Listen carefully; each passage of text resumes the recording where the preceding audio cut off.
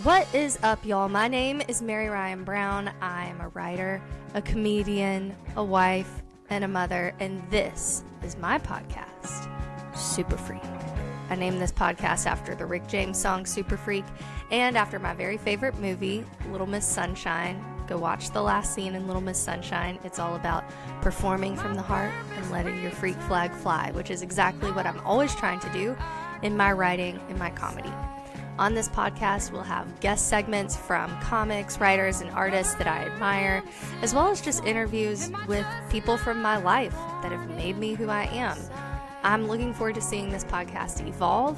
I'm looking forward to connecting with and growing an audience and hopefully a community here. And I can't wait for you to get freaky with me. Will I ever get a chance to spread my wings and fly? Hello, super freaky girls, and welcome back to Super Freak. I'm here with my guest. I'm so excited she's in the studio virtually with me today. This is Jesi Stracham, y'all. Jesi Stracham is an individual on a mission to inspire the world to live life to its fullest. After a life-changing accident, she took tragedy and turned it into possibility. Jesi is an entrepreneur, growth mindset coach, and international speaker seen on The Today Show, Good Morning America, as well as in Women's Day magazine. So if you're ready to turn your obstacles to opportunities, Jesi is ready to take you there. Thank you so much for being here, Jesi. No, thank you so much for having me. I'm so stoked. The power of the internet bringing us together. Yes, the power of Doug Townsend bringing Oh us my God, together. come holla. Tell me how you found me. So I found you because you had called Doug out and you were like, come be on my podcast. Come holla, Doug. And I was like, yes. And I had found him just because he's so funny. And it's just so entertaining the way that he sells cars. And so yeah, I was like, ooh, I love her vibe. I love her energy. I wanna come have a conversation with you.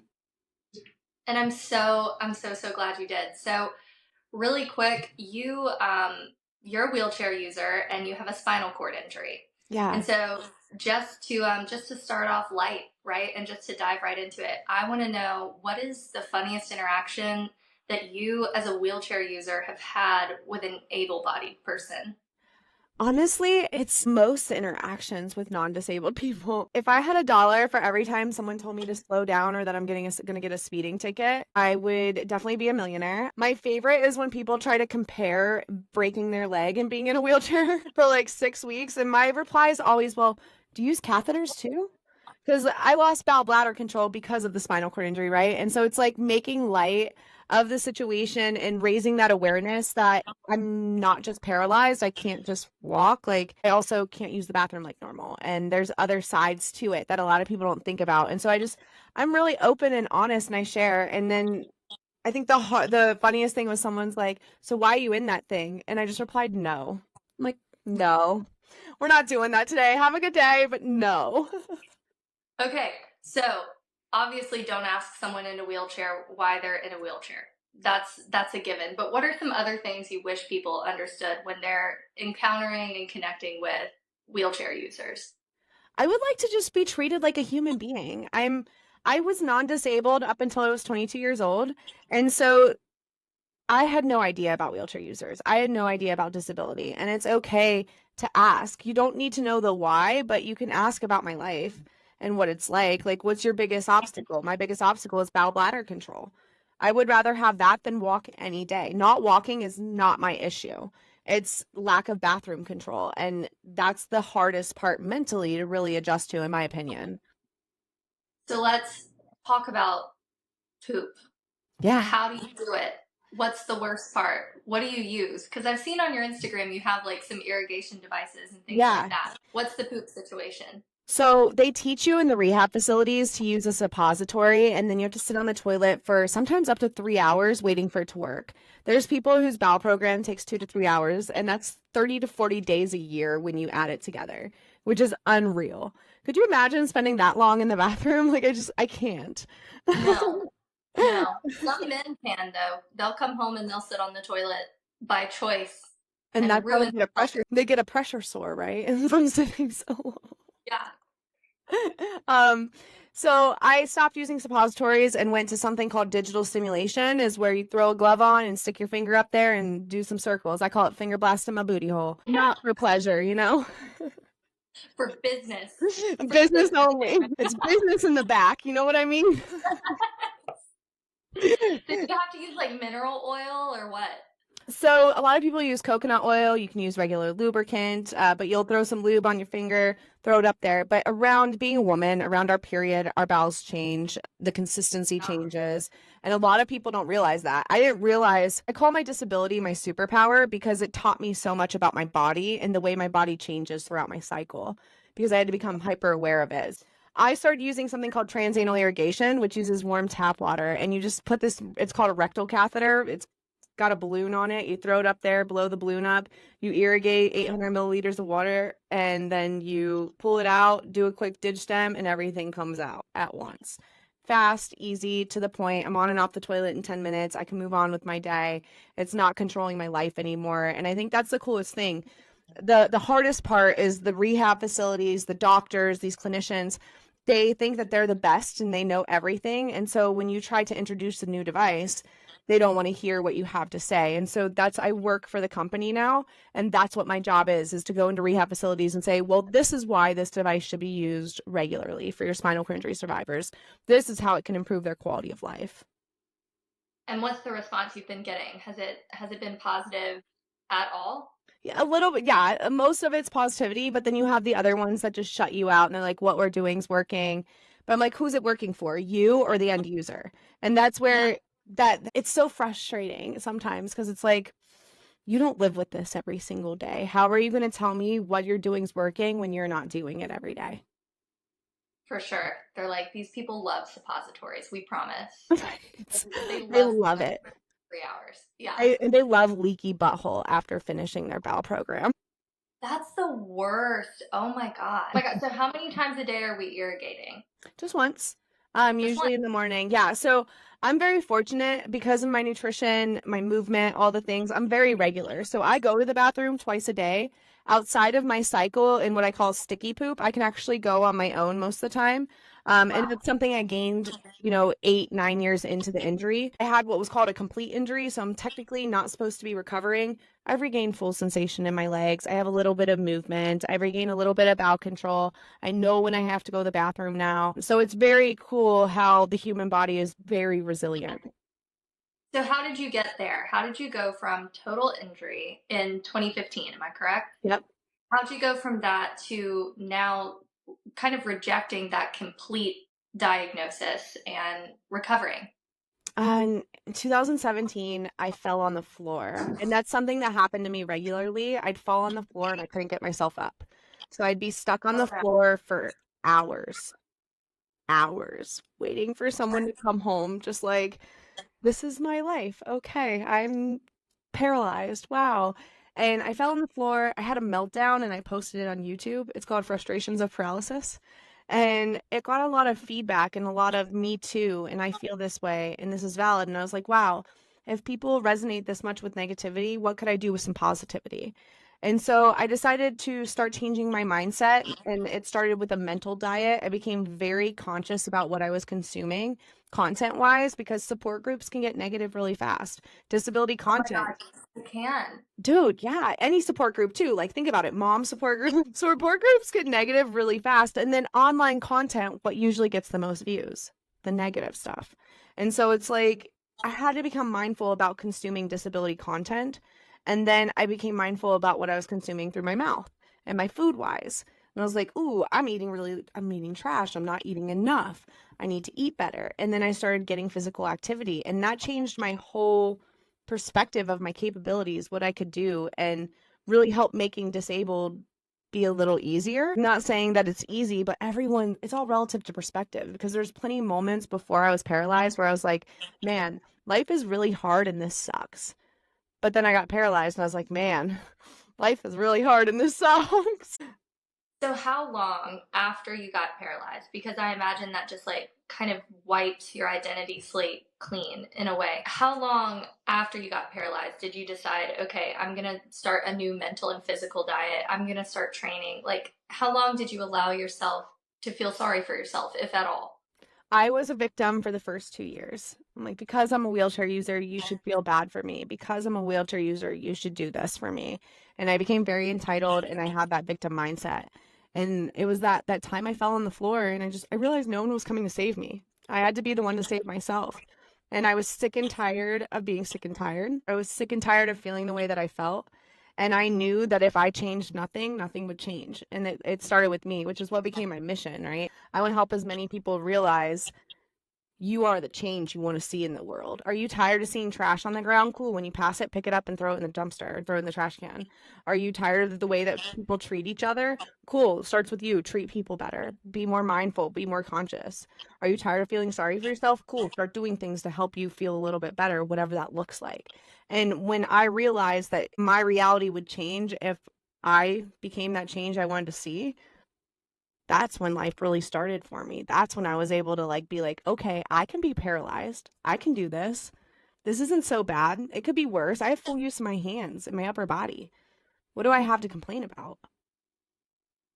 So you're an athlete and you train, are you, do you, is it CrossFit? Is it weight training? I'm a full cardio bunny, sadly. I got called out at the gym the other day too. This girl was like, come work out with me. Don't you want to be strong? And I was like, I do, but I also need to sweat like a gazelle being chased by a predator in order to feel like I'm doing something. So that's me, but tell me what you're doing with weight training, resistance training. What have you learned throughout the years of being a wheelchair user and an athlete? You could lift heavy and still get that sweat on. That's all I'm Okay. saying. We could we Okay. could we could get you under a barbell. We could get you sweating, girl. But CrossFit, if you're wanting that, CrossFit's the way to go. So I've been competing in CrossFit probably for 4 years now, 5 years.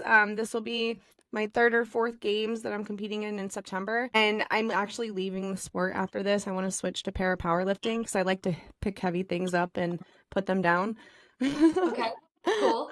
But Plus the belts are cute. the belts are so cute and just the vibe. The vibe's so different. CrossFit's just don't get me wrong, CrossFit saved me. It gave me independence, it gave me a community, it gave me so much. But it's also very high intensity. And I'm in a phase of life where I just want to be really strong to preserve that independence as long as possible. So my training right now looks like a combination of physical therapy and CrossFit. So you'll see me in my leg braces walking, doing a lot of stretching stuff, a lot of mat work, but then also lifting barbells up. But moving forward after the games, I'm going to work on training for the para powerlifting team is my goal. I would like to go to the next Paralympics and compete and be, a worldwide athlete and represent my country in the best way that I can. You love America. Dude. Look at I know, and I want to talk about it. I love it. So you look at your profile picture, it's the most badass profile picture on Instagram. It's you in your wheelchair, obviously, holding up a big old weight in front of a very large American flag. So tell me, why do you love America? I was not a patriot until I got paralyzed. And I started building this platform. And when you build a platform, you realize how lucky you are to be disabled in America. If I got disabled anywhere else, I actually just met a girl. So I volunteer at the hospital. Today, I met a girl. The car was shot by the Taliban in Afghanistan. Oh my God. She lost family members in that accident and she became a She hasn't left the house for 10 years because Afghanistan's not accessible. Earlier this year, we raised money for a woman in Nigeria. She works for the Nigerian government. Her wheelchair broke. She was no longer able to work. She makes $30 a month. A new wheelchair is $200. Her yearly wages couldn't even cover that with all of her expenses. We raised money for her to get a wheelchair. In America, the government, when you get benefits, they give you a wheelchair. You have accessibility. It could be better, but it could also be worse. And becoming disabled made me realize how lucky I am to live here. And then I started a business. And then I bought into a brick and mortar business. I'm a business owner in America. Would I be able to do that as a disabled woman anywhere else in the world? Most likely no. We are fortunate to have what we have here in this country. And I think that we're so focused on our own individual struggles and whatever narrative is being pushed down our throats to be enemies with each other. We're not the enemy. If we need to lean into each other more as Americans, we need to support one another more. If you want to see change and cultural change, stop driving division and be that change. It really truly starts with us and the interactions we have in our communities. But I feel so blessed and fortunate to get to be an American and get to be a woman with a disability in this country. Agreed. And that's beautifully put. And we have in and out. Yeah. And, you know, Good and tea. yes, exactly. So, okay, tell me about dating in the world of disability. Tell me everything. Which part? What about all Who are you dating right now? the Mohammeds in my inbox that are like, ooh, wheelchair, baby, marry me, so sexy, baby, I like your paralyzed leg in your wheelchair. That's how I Oh my read my God. DMs, just saying. So anyone that like DMs me and says some crazy things like marry me, that's how I'm reading it. Beautiful. So what's up with that? Able-bodied people kind of maybe being attracted to or fetishizing wheelchair users? What's going on there? Yeah, so we call them devotees, and they're just non-disabled people, usually foreign. I have met some that are from America, but they just, whether it's the disability itself, the way the disabled body looks, the wheelchair or the mobility equipment, or the need that the person with a disability has for someone with more of a disability than I, there's these people that specifically like that. And it's no different than a man that loves a bleach blonde with big old boobies, right? Like, it's Right. the same, it's what their type is, and it just comes across weird and aggressive sometimes. And Yes. I'm just like, Well, come but I on. like how you handle these people though, because I was looking in your comment section and you'll have like a super motivational video of you like working out, lifting heavy, and there'll be some guy under there like, hello, sweetie, fire emoji, hearts. And I'm like, oh my God, she's getting so much attention. I'm so jealous. But the way that you respond to these guys, you're just like, hello. Like I won't engage with a weirdo in my post, but Jesse's over here like, what's up? Thanks for How helping my are you? algorithm. Yes. That's the way I look at it. If I respond well, then you're just helping my algorithm. My favorite though is when they're like, "Hi, beautiful, I want to marry you," and I'm like, "Why?" Just because I'm Yeah. pretty? Like, I will respond that. Or I had one guy, he commented on a post, and he's like, "Why does it seem like your belly's just getting bigger and you're just getting bigger?" And I was number one, I went to Mexico at the beginning of this year, and I unintentionally drank some of the water when I was taking a Oh my shower. God. And then I ate yogurt that had been portioned out for more than 3 days. And I guess the probiotics in that triggered the worms. I've been battling worms for like the last 3 months. So the bloating has been no joke. That's one reason. Worm girl. Oh Yeah. my God. Yeah, That's call me horrible. wormy. It's no joke. But then the other reason is I'm paralyzed from my chest down. So my core muscles, sometimes they engage, sometimes they don't. And being a woman, regardless where we are in our cycle, our body changes. And a lot of times my belly is just bellying. That's what I call it. It'd be bellying like that. And so I posted his comment and made a response. I said, number one, it's just this is inappropriate, but let's address the elephant in the room. I'm paralyzed. And it doesn't matter how much I work out. I've been putting weight on. My goal has been just to get stronger. And unless I'm in an extreme deficit and cutting, I have a belly. That's just the nature of my body. And I've come to terms with that. It's not my responsibility to make my audience come to terms with that too. For sure. And also, I'm sorry, there are far more weird things on the internet than you in a sports bra. Like, I mean, my God. What are some of the strange comments you get? Like, maybe not just the devotees, but just, is there beef in the disability community? Like, yeah.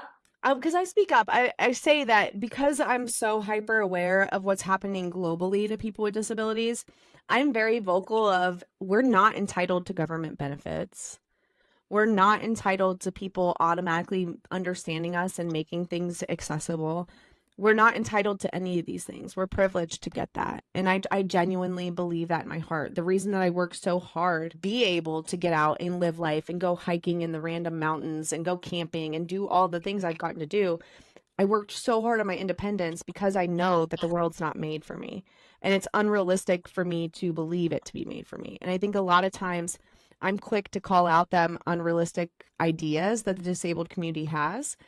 And that gets a lot of hate sometimes. And I'm also very vocal about being pro America. love that, again, love this country. I'm not happy with where things have went the last 4 years, not to get political, but like it's a complete dumpster fire. And the fact that people are blind to that because they have so much hate for a presidential candidate is frustrating. It's like, put your personal feelings aside and actually let's look at the statistics. Let's look at these things. And I'm quick to throw facts in people's face and shut them up because I'm not going to argue with you over your ignorance and your inability to get over your feelings and actually look at the big picture. And that goes with anything. So that's kind of where I flirt this line sometimes of being too direct. I think it's good though. Like, I mean, you have to say what you mean and what you believe, and you have to stand on conviction. And that's something that I have to like consider all the time. I'm very quick to fawn. I don't know. There's like fight, flight, or fawn, and I'm a fawner. Like if I sense a threat, I will just shower that person with compliments. And I will just perform, and I will mirror their personality, and I will do what I need to do to like survive the situation emotionally. And I'm having to realize that like I'm gonna be 30 years old next year. Am I gonna walk around thinking that the earth is mad at me? Like, am I gonna walk around just like saying whatever needs to be said to get through a situation? And that's part of being a performer too, is like I kind of view everything as crowd work, and I'll just be like, okay, let me just sort of like improv my way out of this situation. But I do have to think and act, especially as a mother and as a wife, like, oh, I have beliefs, I have values, I have convictions. And if I don't act on them, then guess what? I really don't. Yeah. You know? 100%. And I think that the biggest thing that helped me during the pandemic, I had a realization, and it was there are 8 billion people in this world. I have not liked every single person I've met. It's unrealistic of me to expect everyone that comes across my content or me in person is going to like me. And that's okay. I know I'm not for everybody, and that is fine because everybody's not for me. And the sooner that we just let go of this expectation of how people should show up in our life or how we would like them to show up, and the sooner we just embrace the beautiful creation that we are, it gets so good out here. You could be like, you know what? Fuck your feelings. I'm gonna go live my life. Like that's it. And that's literally what happened. I was like, at the end of the day, God gave me this journey and gave me this path that I get to live. Why am I trying to please everybody else in a path that the divine created for me? Really, everything is an illusion except for like your identity in God.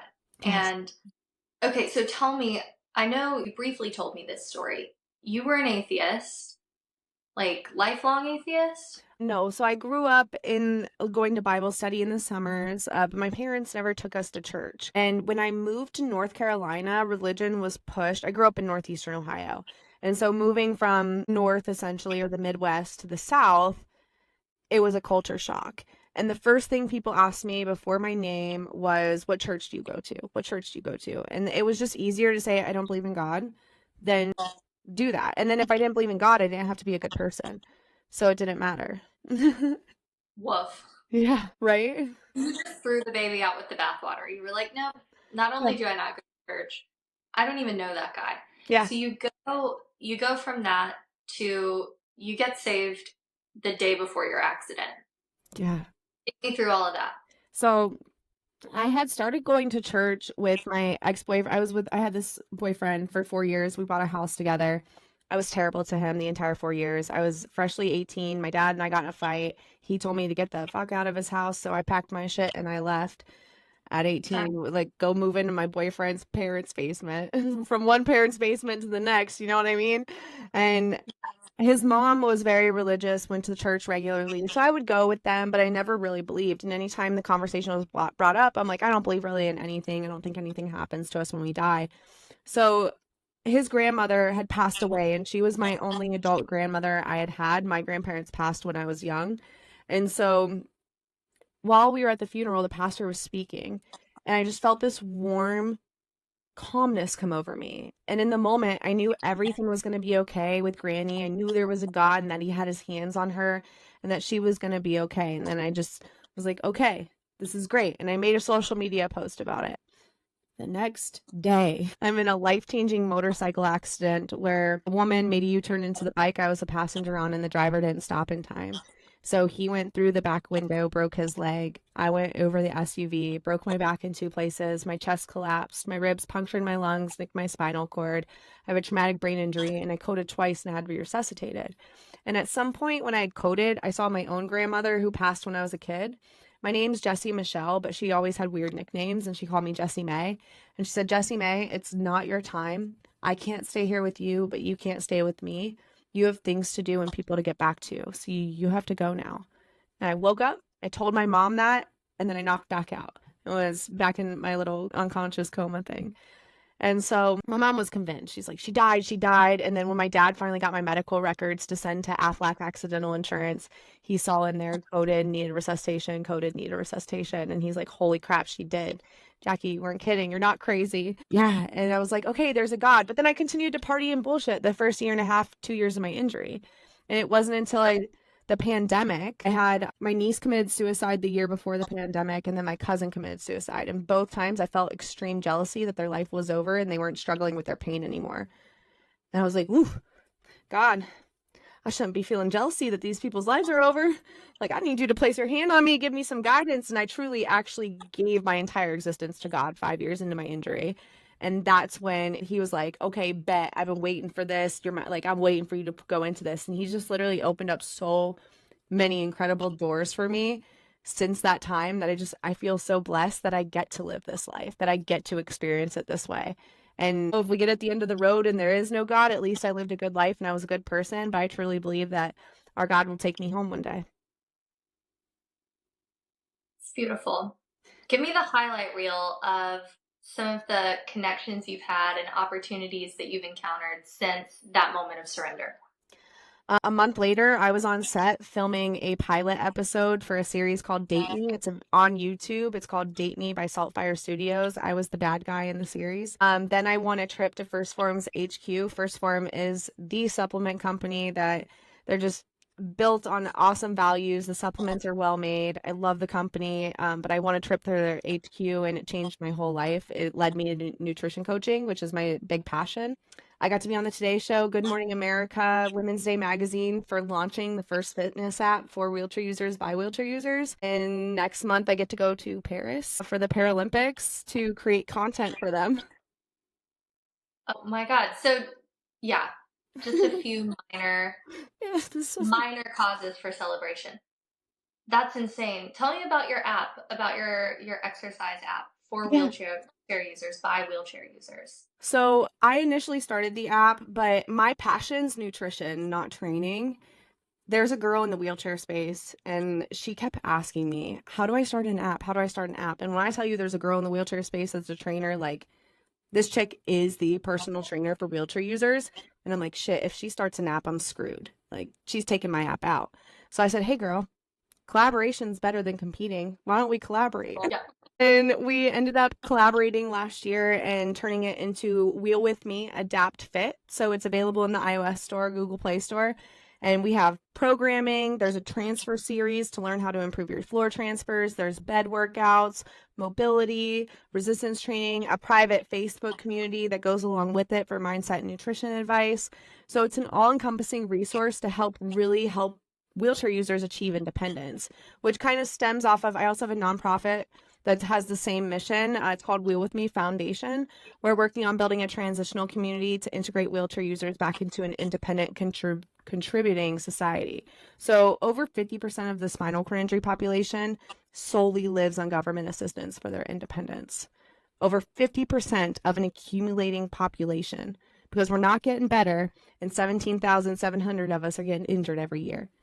So you have this population that's continuously taking from the government rather than giving back to it. And the goal is to get people to give back into society and achieve true independence, get to live life to the fullest. Because when I went back to work, life unlocked. When I was able to get out of poverty, life unlocked for me. And it made it so much more livable and so much more bearable. But we get caught up in this, well, I don't know if I can. I don't know. It takes away your confidence in your capabilities and your ability to be strong. And so it's really giving people those skills back.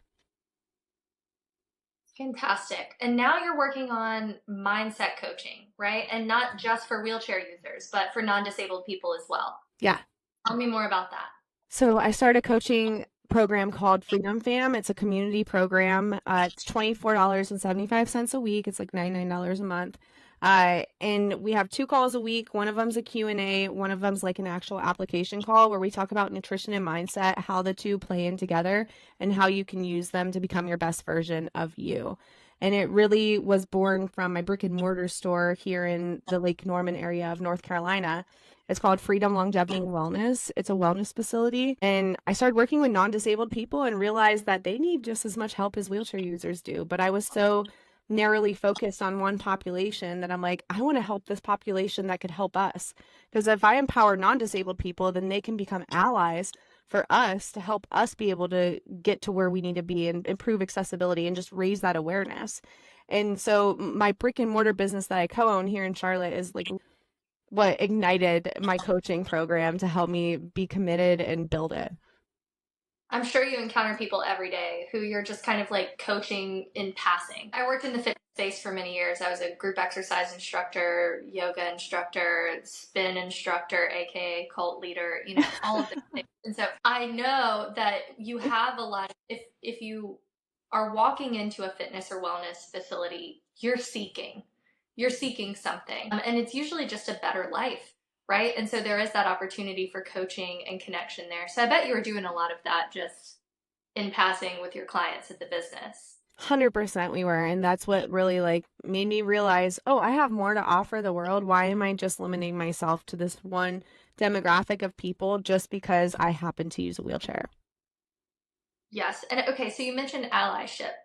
What do non-disabled people need to be considering if they want to be allies to wheelchair users? Be more mindful. Pay attention to disabled things in society as far as like I think of restaurants, and restaurants will store high chairs and things whenever there's a hallway for a bathroom, and then a wheelchair user can't get by it to get to the bathroom. Or the first stall that a lot of people in airports go into is the accessible stall. So then I'm waiting most of the time for somebody to get out of the stall when there's other ones open. I understand if it's the last one, but if there's others open, just be considerate. And that's just be considerate and ask questions and know that the disabled populations, the one community that doesn't discriminate against age, race, gender, social economic standpoint, you could be added to this community at any point. So being mindful of that and recognizing that and kind of normalizing disability and accepting us in society would be really cool. Don't stare. Don't ask inappropriate questions. I think the most inappropriate question I get is, can you still have sex? And my favorite thing to say, I go, well, no, the doctors sewed it up and called it a lost cause. They said I couldn't feel it anyways. I love that. So you're just a troll. You should be a troll to trolls. I am. Oh my God. So I do want to talk about sex though. Oh yeah, my favorite thing. What do you want to say about disability and sex? It's fun. Love it. I think that a lot of people think that we're not sexual beings, and that's the complete opposite. I was just having a conversation earlier today with one of my good friends about his sex experience, and a lot of men in my situation with spinal cord injuries use shots or Viagra to get it hard, and he's like, it stayed hard too long, I had to go to the hospital. No. But sex is so fun, and I think that I was a very, very, very sexual individual before I was injured. I talk a lot about this in my book, and I definitely didn't have self-respect, and I gave my body away freely, and becoming disabled made me be more mindful because there had to be, in the beginning, a deeper connection with a partner because I didn't have sensation. And so I needed you to stimulate me where I could feel and have that deep attraction for me to be aroused and to be able to get off. Where now I have a little bit of penetration sensation, but I just don't want to give my body away freely because that's giving away my energy and me and a part of me. And it made me be a little more mindful about who I was having sex with and raise my standards in that. And so I actually have been celibate for almost a year now because I don't want to mess with it. My last partner was a paraplegic, and he taught me a lot about my body and what my body could do and positions I could get into. Yeah, I'm so grateful. Like, And that's the thing, you have to be willing to explore. Like, he had me do things I would have never thought of before, because most non-disabled men are like, oh, you can only do missionary. And he's like, no, we're going to get you on the ottoman and you're going to straddle that and I'm going to get behind you and it's going to be great. And then you're going to get on top. And like, he had me in all these crazy positions that I otherwise had never tried before. And it's because he had to think outside the box, that he thought outside the box for my body as well, which made me be like, oh, wow. Sex is actually enjoyable as a disabled person, and for the non-disabled person to enjoy it. You know, this thing hasn't been touched in a year, which means it's a little tighter. I'm dead. I'm dead. Okay, you've talked about disability as a superpower. Do you see your like current stage of celibacy also as a superpower?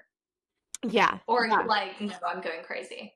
I mean, I'm definitely going crazy because I've been getting more sensation. And one of the big modalities that we use to help improve sensation. So we have something at the facility called the VibeX plate.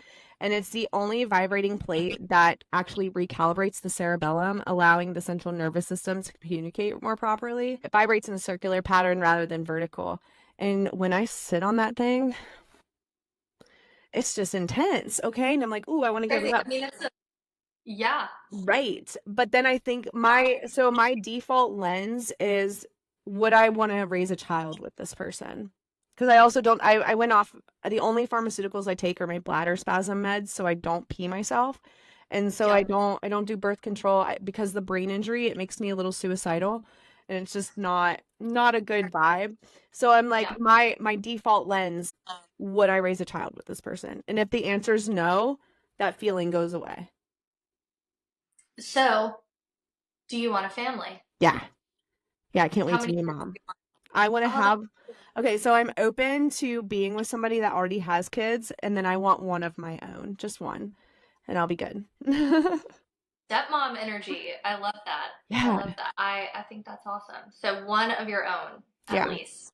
100%. I mean, yeah, kids are the best. My daughter was just knocking at my studio door, which if you heard that, just know she's with someone. She's supervised. She did not lock her out of my studio. But she's great. How do you think that being a parent who's a wheelchair user, how do you think your injury and all that it's taught you will equip you to be a better parent? I have better time management skills. Everything's a process for me, so I'm very process and system oriented. And I have steps for how I do things, and I think that's going to help me translate that for my kid. I'm going to show my child that nothing should ever hold you back. There's no I can't in this world. It's I'm going to figure out a different way. And I think that it just gives a different perspective and normalizes disability. Kids that have wheelchair using parents, they don't even see the wheelchair a lot of times. And I think that's so beautiful and cool. It's just like, hey, that's my mom. They're like, oh, she uses wheelchair. And she's like, I didn't even realize that. Like, I love that about my wheel friends that have kids. Their kids are like, oh, it's whatever. Like, oh, another wheelchair. Cool. And they could reach stuff on the shelves for me when they get tall enough. Yeah. And that's what you need is minions in this world. Right. The thing you said about being process oriented, I think that's so wise and self-aware, because that's all that parenting is just processes. And like, it's just a few more steps getting out the door, you know? So I bet your diaper bag would just be tactical in nature. Like you would have that shit on lock. 100%. You would know exactly what you need. I've been preparing with a diaper bag for the last 10 years for myself. Okay, so I'm ready. Put me in, coach. Yes, just a couple more Pampers. Right. So you've dated non-disabled and disabled people. Yeah. Who's cooler? Who could you see yourself with? Definitely someone non-disabled. So it already takes me long enough. I don't want to deal with two wheelchairs. And it's coolest thing about the internet, again, the way it connects people. The director of my nonprofit moved in with me from Wisconsin when she finished college. She had not been involved in the wheelchair using community at all. She's been paralyzed a couple years longer than me. And she found me on the internet, came to our nonprofit's empowerment weeks, changed her life. Then we started working on her nutrition. She had lost 30 pounds, hit a plateau. We got her nutrition right. She lost another 70. Looks amazing, so strong, so resilient.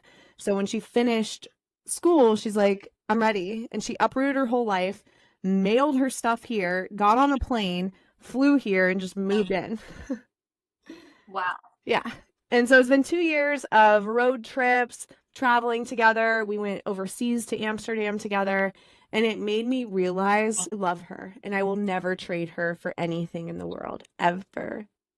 I don't want to spend my life with a wheelchair user. So is she out if you meet someone and get married? No, she's still gonna, no, she's not going anywhere. She's stuck with me. I'm not, it's that's, she has, so her boyfriend's a wheelchair user too. And Okay. when they first started dating, I was like, I just don't understand how you do that. I could never. And then I started dating that wheelchair user and I was like, yeah, I definitely couldn't do this. Like, Okay.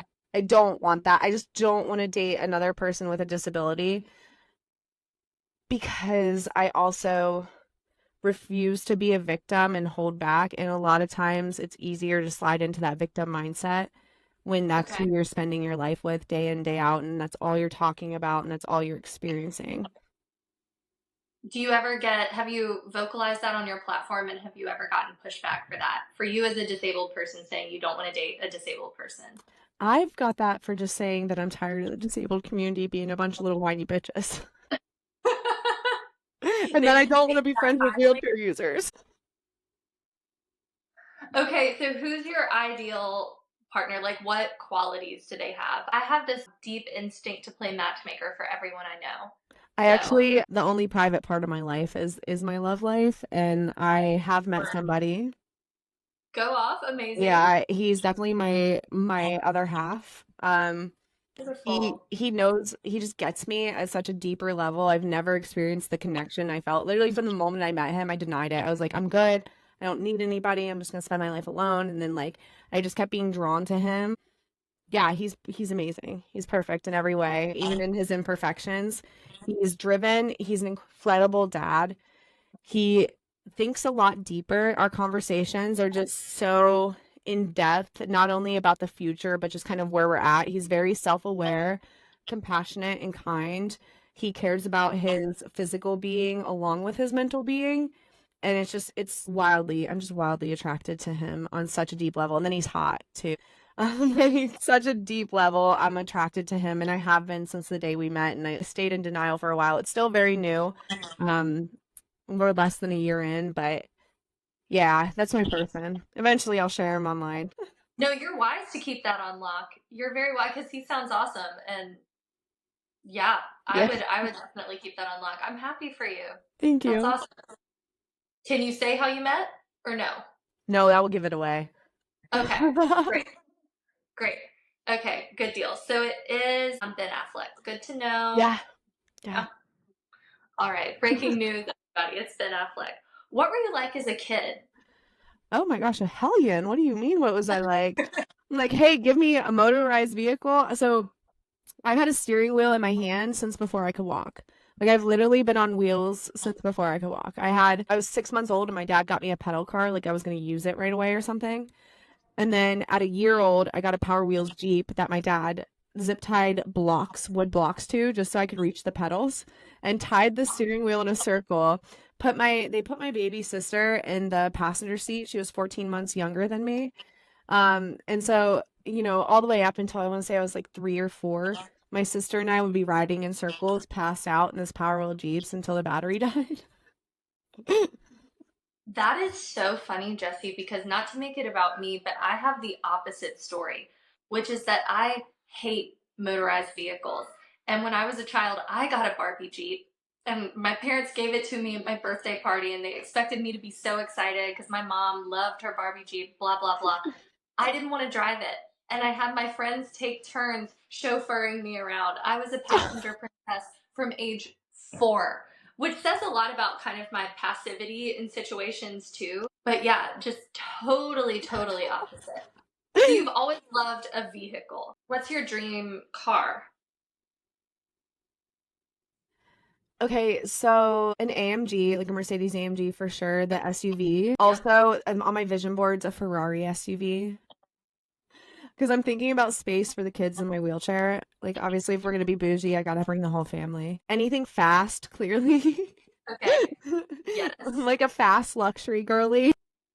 I love it. Doug Townsend. Doug Townsend, get on it. I Okay. know. He needs to Hey, tell you. I want that scat pack. Yes. Don't we all? He's never gonna sell that thing. He never is. He's going to be buried in it. Like, it's so bad. Hey, we got a scat pack here. Come on. Apparently, people are trying to buy it, but I think like their credit checks aren't going Just through because the only people that want it are like messes. It's yeah, sad. because it's a scat pack. Exactly. It's the scat pack. Okay, so you were a hellion as a kid. You loved to drive. How would your teachers describe you? Oh gosh, so when I raced off-road all growing up. So we Okay. started with drag racing, four-wheelers. They were lowered on alcohol, like top fuel dragster style with the Christmas tree and everything. And then we went from that to woods racing. And when we moved to North Carolina, we lived with our sponsor. And I'll never forget, somebody mocked me for my Yankee accent. And I told him to shut the hell up. And then a teacher grabbed my backpack from behind and I like swung on her, but didn't hit her, but like swung. And then I got out of school suspension, rightfully so. And so they would definitely be like, yeah, she never showed up to class and she was very hard headed and it was her way or no way. Wow. But those qualities have served you well Oh, and have yeah. evolved into survival skills. How have you changed the most, like mindset wise, personality wise, since the injury? The biggest thing was I quit drinking and doing drugs. And I did still do that a little bit early in the injury, but the injury wouldn't allow me to do that long term. So I call my medicine plant-based these days. So I use cannabis and psilocybin from time to time, but I'm very much plant-based. But I stopped being such a follower. And I think that was the biggest thing. I would go along with what everyone else was doing. I just wanted to be liked. And when I got paralyzed, I was like, you know what? No, I choose my peace. I choose me. I choose what I want in life. And I'm not going to let anyone else's opinion of that dictate what I do. Can you give me an example of that? Like without naming names or anything like that, just something recent where you've chosen your own piece. I blocked a family member because for the last 9 years, anytime I brought up accessibility, I got called a victim or was told I was making the thing about me. And it was the hardest decision I've ever made because I've wanted nothing more than this family member to love me and accept me our whole life. And they refused to do that. And so I chose me. Now, will they stay blocked? Maybe not. If they're willing to go to therapy together and work through whatever this issue is, I would totally be open to that. And I honestly don't even go to therapy or anything, but to salvage this relationship, I would be. For example, there was a wedding. And when they were looking at the venue, I was the maid of honor. And I said, well, how am I going? It was a 3-story cabin.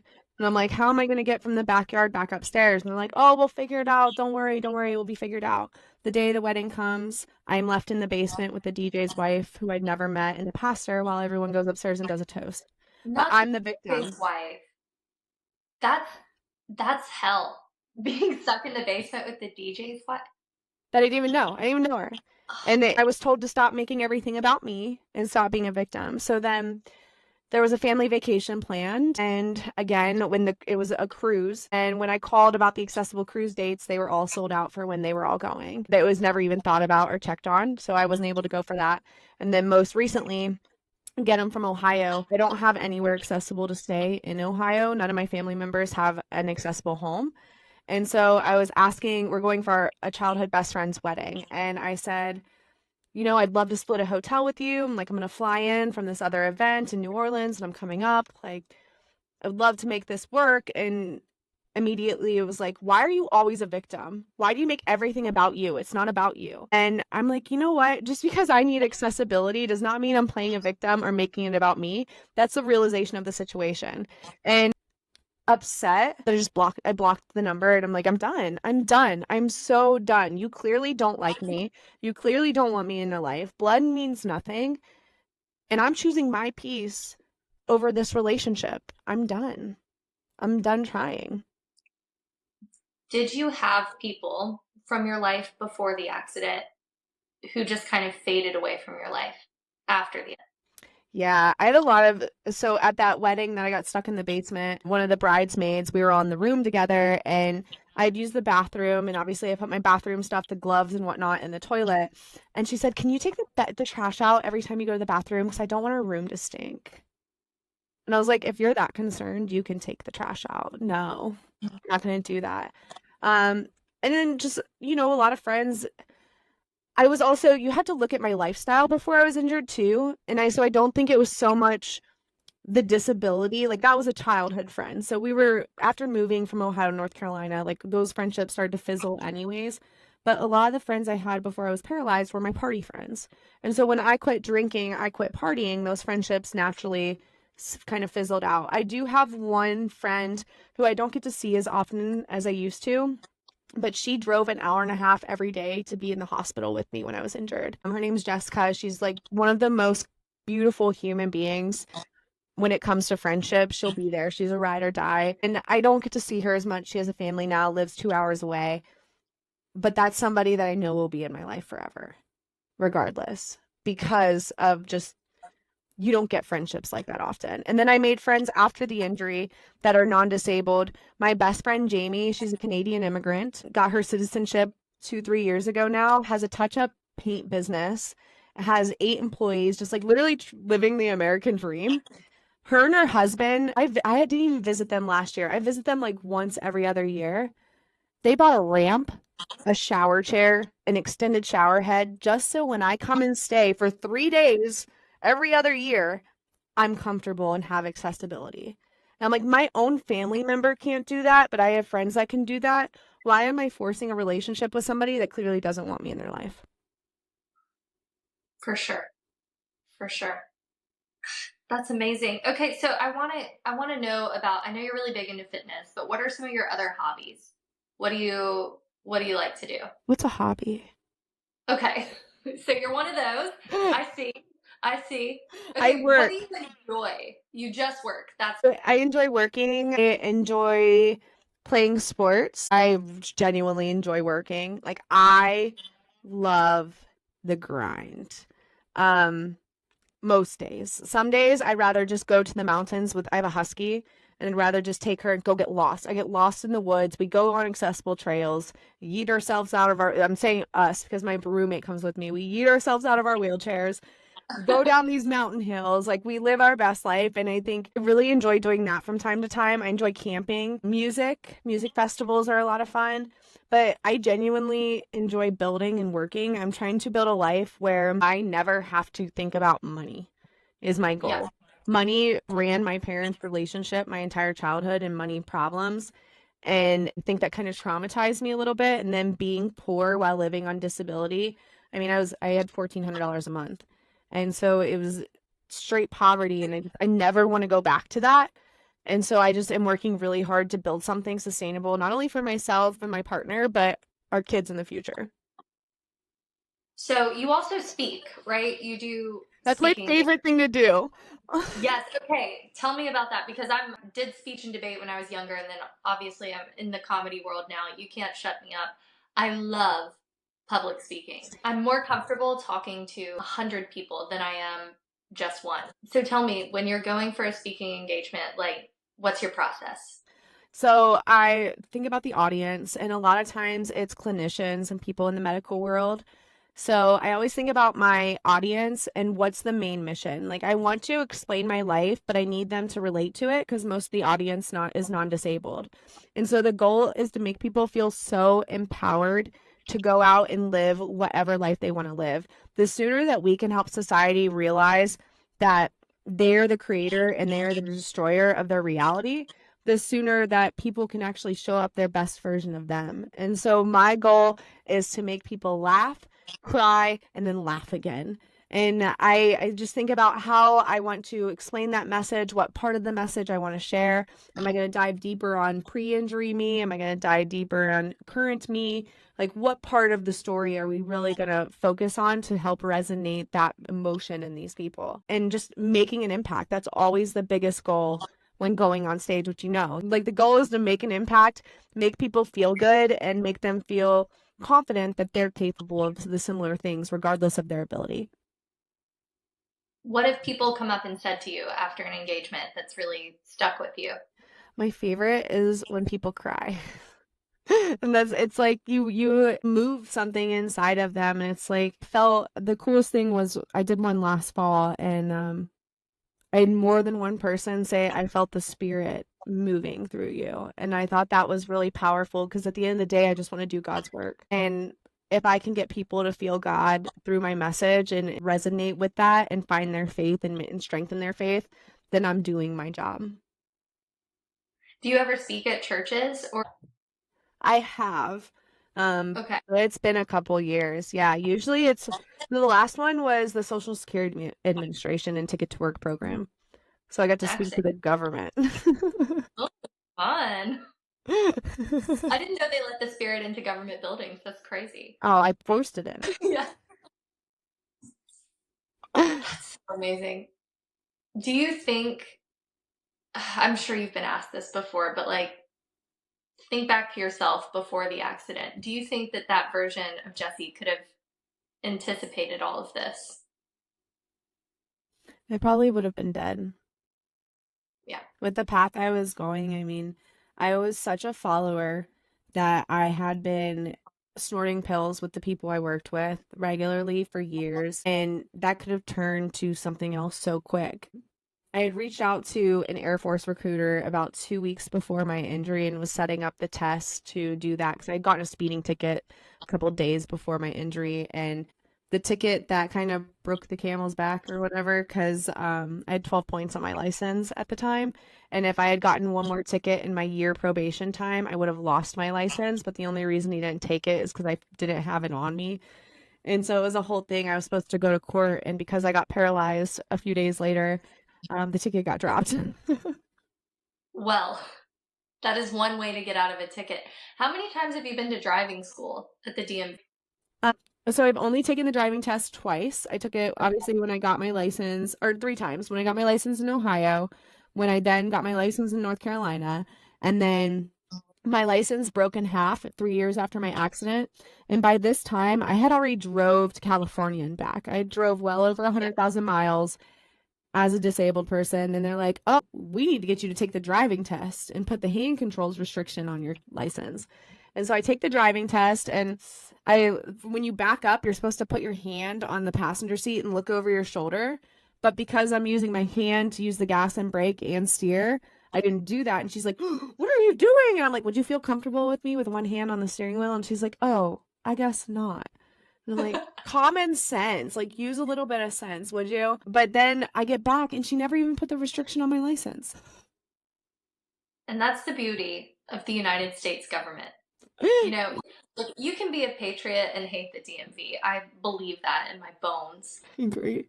So, okay, you were snorting pills, you were partying all the time. That was pretty common? You're from Appalachia, right? Or I live outside of Charlotte, North Carolina, okay, but like Gastonia was where I'd worked, and that Gaston County is known for that type of thing.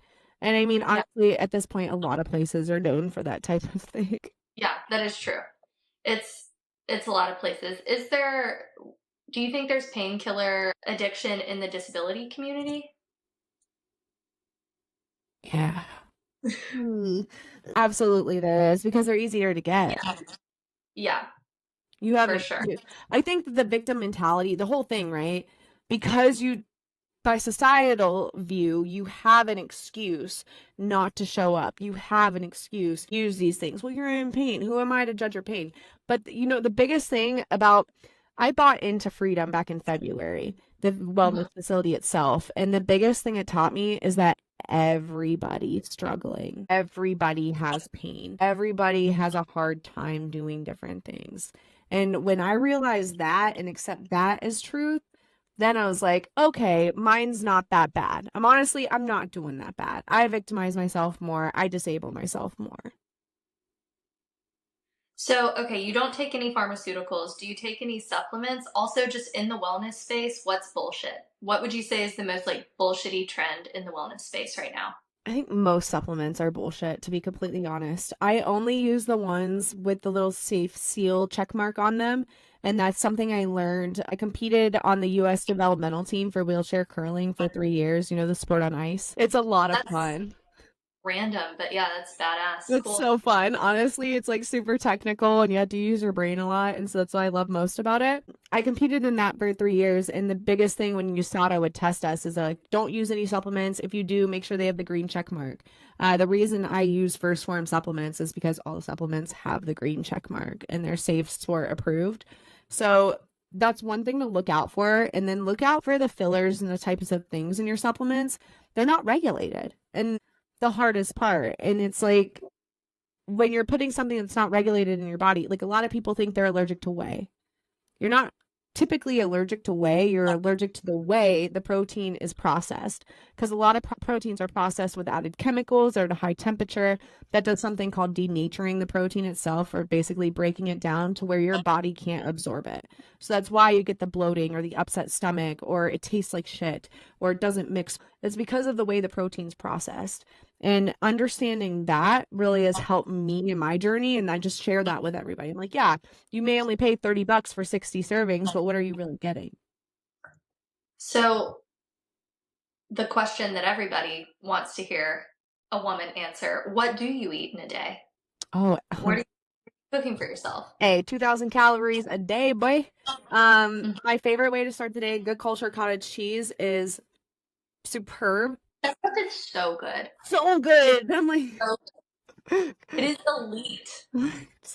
agree. I can't It's even eat like, another brand. no, no, I bought the Sam's Club and I was like, I can't live in poverty anymore. I can't No, do no. the good culture is so good. It's so good. So good culture cottage cheese, and it depends on my mood that day, but it's either with salt and pepper or honey. If it's Okay. not good culture cottage cheese, then it's gonna be Siggy's yogurt. Also, I'm very brand specific about my dairy products, especially. Be bougie. It's okay. Literally, absolutely, I am because it's worth the money. Siggy's yogurt again with honey or with fruit. Or we make breakfast bowls. So we'll do egg whites with a potato base with some salsa and cheese and all the things on it. Is so good. I like egg whites just because they're not as high in fat. And when you start adding the cheese in or other things like that, that raises the fat. I'm a big macro girly. If you eat proper macros, you'll lose weight. You'll get where you want to get. You'll keep weight off. You'll be able to gain weight. You can manipulate your body if you eat the proper amount of protein, carbs, and fats, which is a macro. So that's my breakfast standpoint. And then I usually do a workout. So I use First Form's post workout stack. It's a rapid digesting carb and protein.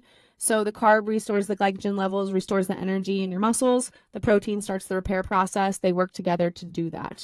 From there, I'll have lunch. Usually, I like this thing. We have a local butcher shop here called D6, and they make vital ground beef, where it's half ground beef, half vital organs from the animal because they don't believe in waste. And so it's usually heart and liver or heart and kidney or whatever. And it's just full of minerals and stuff. So we'll make burger bowls with that, or quinoa bowls, or some type of bowl or a burger. And then I usually do a protein shake in the afternoon. So it's going to be whole milk again from the local creamery. I'm like very anti big box grocery store things most of the time with First Form's meal replacement protein. And then for dinner, we're going to have a pork chop or a steak or chicken with some kind of veggie and potatoes or quinoa or rice, depending on what we're feeling, with some spring mix. Like, I just like to cook at home. We don't eat out often, but when we do, it's Viva Chicken, which is a local chain here in North Carolina. It's Peruvian chicken. It's my go-to. Okay. Yeah, Wow. I love to eat. Okay, is the home you live in accessible? I know that's a dumb question, but like, have you had to have the countertops lowered? How do you get around your house? You ready for the crazy part of my story? Yes. My parents bought their house about probably a year and 6 months before I was injured. So, like 18 months before I was paralyzed. The entire basement was set up for a wheelchair user. Are you serious? Roll in shower, wide doorways, bars beside the toilet. They bought the house this way. And so when I got paralyzed, all we had to do was put a ramp and a lift in. That's I know. that's insane. I just got chills. It's my So, destiny. did you still live there or no? Yeah, so Bree and I Yeah. rent the basement out. We have a fridge, we have Okay. a Blackstone. The only thing we don't have is a sink down here, so we take our dishes Yeah. upstairs and run them in the dishwasher or whatever. But we have essentially a whole apartment down here. How? Yeah, that's That's awesome. accessible. Wow. Okay, that is I have chills. That's insane.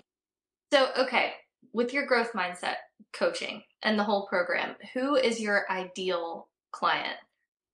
I love working with people that either have done a bunch of diets and have like a toxic diet culture mindset that's been instilled from us of you have to do an obnoxious amount of cardio to stay lean, or you have to starve yourself to stay lean, or you have to do this fad diet to lose weight. Like, I love working with those people and breaking that mindset and teaching them how to eat and about food. I don't want to work with anybody that doesn't want to actually help themselves and just wants to bitch in their excuses. I'm not doing it.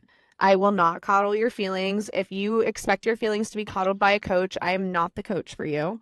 And I think that's really important to say, not who I don't want to work with, because that's just as important as who I would like to work with. Because if you're not truly ready to commit to you, I'm not the one, because I will hold you accountable. So if you're not ready for that level of accountability, then we can't work together. If you feel like your limitations or your struggle is what's holding you back and the reason that you can't, I'd love to work with you and help you break that mindset as well. But again, if you're not willing to help yourself and do the things, we can't. You have to meet me halfway. And I think that people expect a coach to come in and just snap a finger and everything be better.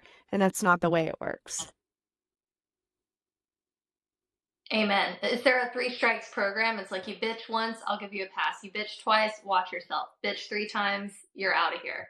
Yeah. So it's like if the first time, say you're not doing what you're supposed to be doing, then I take accountability for that. Maybe I didn't explain it enough. Maybe I just didn't give you clear expectations of myself and of what I expect from you.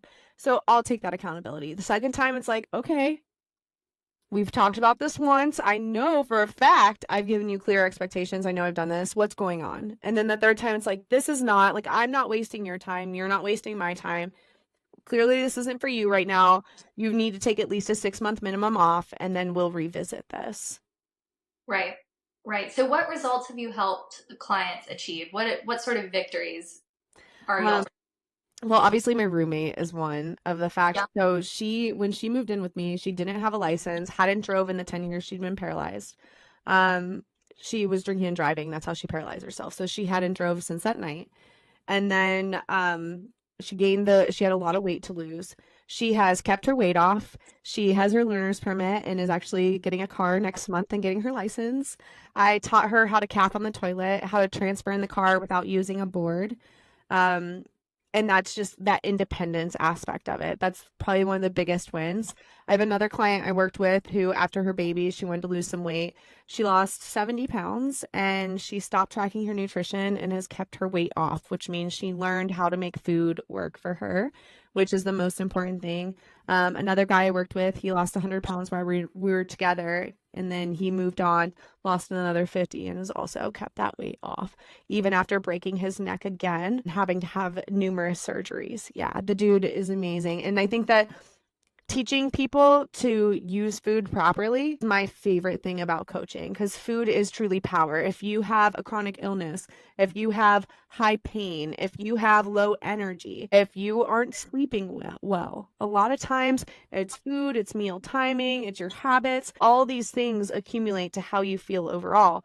And it's amazing how much we can adjust and change things just by adjusting our habits and nutrition. So you're holding a lot of people accountable. Who is holding you accountable? I have a coach. Oh, good. Yeah. Good. All coaches have a coach. That's good. 100%. Yeah, I'm in a group called The Network through NCI. It's the Nutrition Coaching Institute, and Jason Phillips. He's amazing. I love working with him. And then I have a business coach as well. Her name's Steph. She's also awesome. She's like really deep in the systems, which is where I'm very passionate. I love systems. So the biggest thing that I do at our brick and mortar store, Freedom, Longevity, and Wellness, is implementing systems and executing those systems to help us get to where we want to be. Probably my favorite thing to do as a business owner is work on systems. Nerd. I am. I nerd out over a spreadsheet. It's so ridiculous. I own it. I know who I am. Oh, that's awesome. That's awesome. So, okay. So when you're coaching these people, you're obviously teaching them how to make food work for them. Are you giving any like media diet restrictions as well? Are you quote unquote prescribing different books or like seminars or anything like that? Absolutely, books. Number one, the biggest book that I want people to read in the beginning is Outwitting the Devil by Napoleon Hill. probably one of the best books I've ever read. That's where we start. And then The Power of One More by Ed Milet. Those two books are very impactful for somebody just starting their journey. If you've been on the journey and you've fallen off, Winning by Tim Grover, definitely a number one. And I'm looking because I have my books over here. Wins, Losses, and Lessons by Lou Holtz. Those two are for more if you've like fallen off and you're trying to get back. Okay. How do you know when you're falling off and you need rest? That's such a tricky question because society is very lenient and is like, you don't feel like it today? Okay, don't. But my rule is no more than one day. Yeah, people should suffer more. Yeah, I kind of think we should. I agree. Or I think we should be so surprised by our suffering. It's You part know? of life. If you have nothing but good, what's going to be good? Right? Like Yeah. life is peaks and valleys, and what makes the peak so good is the valley and the journey that it takes to get there. And the more that we embrace that, the better it's going to be. But when you do have your one day, what do? I sleep in. Your one day of rest. Okay. Yeah. The one thing about me is I prioritize sleep over everything. Because of the brain injury, and the further I get in to living with it, the more quick I am to get exhausted. And the more that I have to critically think and be very tactical, the more exhausted I get mentally. I'm very mindful about that. If I'm just like, oh, my brain's not braining, or I get very emotional. I'm like a toddler that doesn't have enough sleep. When my brain injury be brain injury, that's what happens to me. And so I prioritize sleep. So if I feel overly exhausted, I'm going to sleep in. I won't set an alarm. And when I wake up, I wake up. That's fair. Yeah. That's fair. I mean, in a way, we're all kind of toddlers who haven't gotten enough sleep. Like, I'm a monster if I haven't gotten enough. And then you add a brain injury into the mix. And you said it makes you suicidal. That can't be awesome. That's only on the birth control. It did that. Like Uh, something with the hormones with the birth control, it just didn't jive. And I just lost all will to live. It was very scary. I think birth control is terrible for most people. Again, this is me as a certified idiot expressing my medical opinion, but like I think birth control is awful. I agree. I didn't think I could get crazier until I started taking it. And I surprised even myself, which is I love that. like, give me the baby. I'll be okay. Then we'll get through it. We'll get through it. And I had postpartum depression, but we got through it and it was all good. Let's just stack all the things. Yes, that was a ride. That was insane. But I mean, I had a great support system and I knew exactly what it was when it was happening. I was like, "Oh, I'm at risk for this. Here we go. Buckle up. Enjoy the ride." Yeah, and it was wild.